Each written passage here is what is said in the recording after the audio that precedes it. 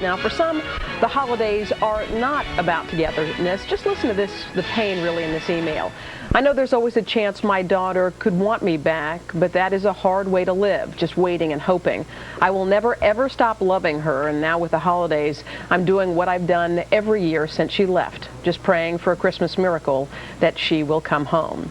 Now, this email and a lot of others like it were addressed to Joshua Coleman. He's a senior fellow with the Council on Contemporary Families and the author of When Parents Hurt, Compassionate Strategies When You and Your Grown Children Just Don't Get Along. Joshua, good morning. Good morning. And Al, you made it in.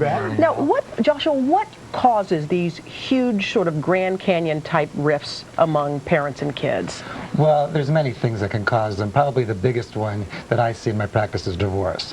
Because divorce, that kids often feel loyal to one parent over the other. Sometimes one parent tries to poison the children's feelings about the other. There's often a decrease in emotional and financial resources. So I would say divorce is probably the biggest reason. And are parents more likely to get cut off from their kids these days because of, say, parental involvement? And the fact is we're more involved in our kids' lives these days. Yes, parents these days are much more likely than they were in prior generations.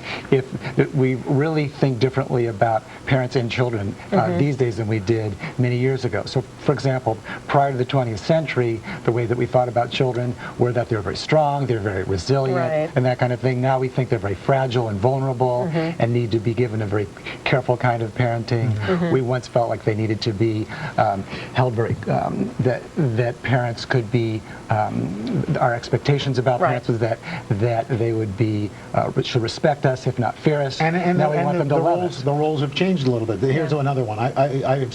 I've not spoken to my 3 sons in 5 years. When I meet new people and they ask me if I had any children, I've said no. There's a lot of shame for a parent who's been cut off from their children.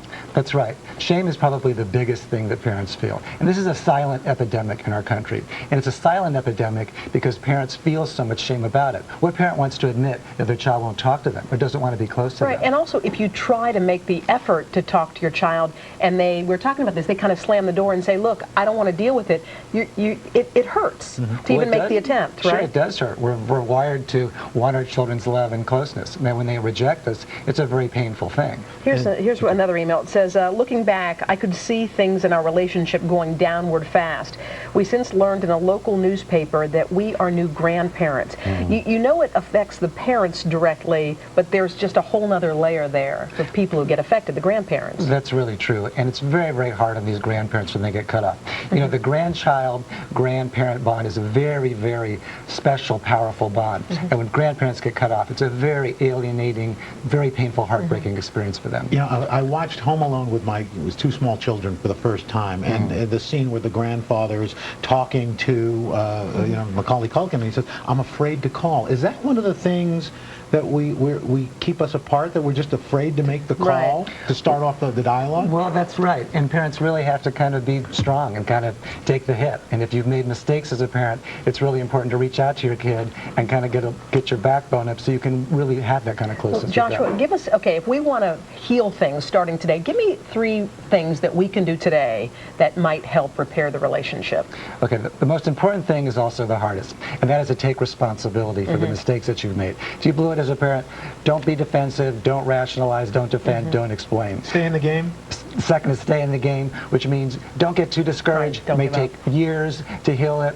The third is get support. Parents who are going through this feel very scared, they feel very isolated. That can lead to depression, anxiety, and that's very bad for parents. Joshua Coleman, thank you so much. We really appreciate it. Thanks and you for can find me. a lot more on our website at todayshow.com.